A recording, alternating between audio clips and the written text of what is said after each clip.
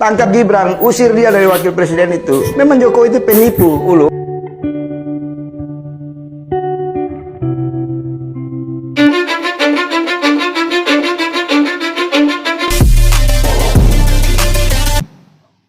Memang ya, kalau kita cermati dengan seksama, dengan akal yang waras tentunya, tentu kita akan flashback ke belakang bagaimana perilaku-perilaku wong-wong Yaman yang sok menjadi juragan di negeri orang, yakni Negara Kesatuan Republik Indonesia ini.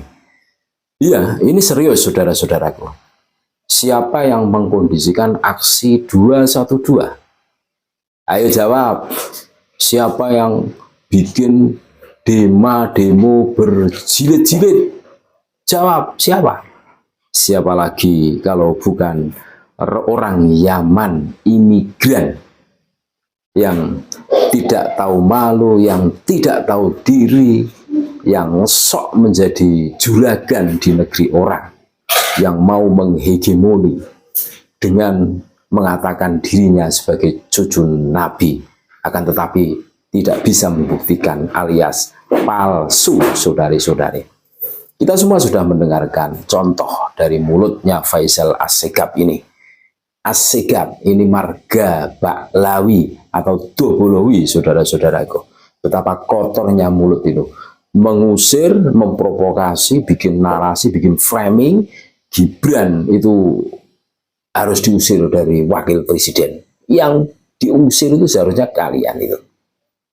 Karena Gibran itu anaknya Jokowi. Jokowi itu wow, licik. Nah, narasi yang dibangun seperti itu kan.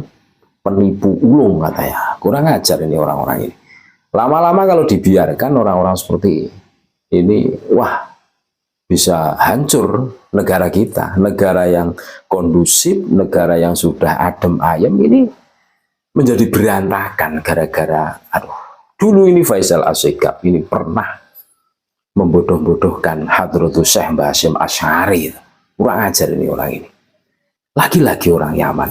Termasuk hari ini Kang Deddy Mulyadi yang di situ itu dinarasikan karena sepak terjang beliau, gebrakan beliau yang luar biasa, sehingga di situ itu banyak masyarakat khususnya Jawa Barat ya, yang di situ itu merasakan manfaat maslahah dari kepemimpinan beliau. Ini pun dinarasikan apa? Musuh Islam, KDM, musuh Islam. KDM itu musyrik, KDM itu sudah keluar dari Islam. Aduh, memang ngeri saudara-saudaraku. Makanya polemik nasab ini seharusnya menyadarkan kita semua betapa bahayanya doktrin yang masif yang selalu dihembuskan oleh gerombolan Habib Dobolowi ini. Ini bukan hoax, ini realitas. Silahkan cross check. Tidak ada sejarahnya Kiai-Kiai NU, guru-guru kita mengkondisikan massa untuk demo anti pemerintah. Tidak ada. Kiai-Kiai yang ada di Muhammadiyah pun sama. Tidak ada. Tidak ada. Lagi-lagi yang bikin heboh, yang selalu menghembuskan anti pemerintah. Siapapun presiden, kami yakin selalu dihujat, dibully oleh gerombolan orang-orang yang tidak punya rasa terima kasih. Kalian tidak bisa membayangkan seumpama kalian dipulangkan oleh pemerintah Indonesia menuju ke Yaman yang hari ini dibombardir oleh Amerika dan sekutunya. Bisa dibayangkan betapa rumit dan susahnya hidup kalian di sana, saudara-saudara Baklawi, Dobolowi ini. Kalian tidak punya rasa terima kasih, tidak punya rasa syukur. Aduh, cobalah. Punya malu sedikit lah, cobalah memberikan sesuatu yang lebih bermanfaat, bermaslahah untuk Negara Kesatuan Republik Indonesia ini. Ini harus kita ketahui, ini tugas kita bersama, saudara-saudaraku. Jangan sampai negeri yang sudah damai, aman, kondusif, dan kita semua bebas melakukan apapun hari ini sampai detik ini menjadi huru-hara, menjadi kuburan massal buat kita semua. Tentu kita tidak rela seumpama Indonesia menjadi perang saudara seperti di Syria, seperti di Yaman, seperti di Palestina umpamanya. Tidak, tidak. Ini kalau tidak kita jaga, boleh jadi 20, 30, tidak usah 20, 5 tahun yang akan datang, Indonesia akan remuk seperti Timur Tengah.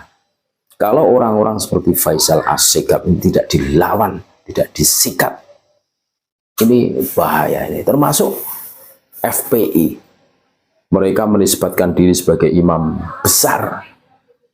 Ya mereka sendiri, tidak ada satupun ulama yang lain dari non mereka yang mengisbat bahwa si Rizik itu imam besar, seakan-akan yang maha segala-galanya dalam agama Islam di negeri tercinta kita.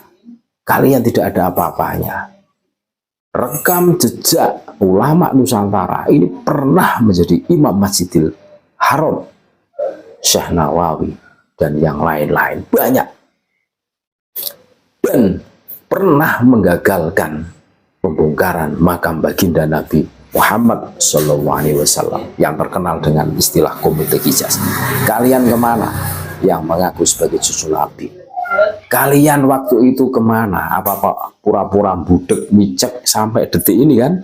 Kalian itu berperan seperti kucing kering. Ketika ada umat yang menanyakan tentang kredibilitas kalian sebagai cucu Nabi, legalitas kalian sebagai cucu Nabi, kalian berperan seperti orang yang terzalimi agar apa? Banyak yang simpatik. Dan ternyata membuahkan hasil. Banyak dari saudara-saudara kami yang terhipnotis dengan penampilan kucing kering kalian. Sehingga mereka masih termehek-mehek. Mereka masih saja membela mati-matian junjungannya yang hari ini tinggal menunggu kapan mau dideportasi dari Negara Kesatuan Republik Indonesia.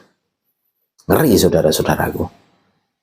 Kami tidak menarasikan kebencian, tidak. Akan tetapi inilah realitas yang harus kita hadapi hari ini. Tidak ada rekam jejaknya ulama-ulama NU, GGNU menebarkan kebencian supaya demo anti pemerintahan. Tidak ada. Justru mereka menebarkan kedamaian. Ayo saling rangkul, saling asah, saling asih, saling asuh. Sangat jauh beda dengan gaya-gaya perilaku Habib Dobolowi ini. Kalau ndak ngibul, ya cabul. Kalau ndak memprovokasi, memutarbalikkan fakta. Nah, seperti itu kelakuannya.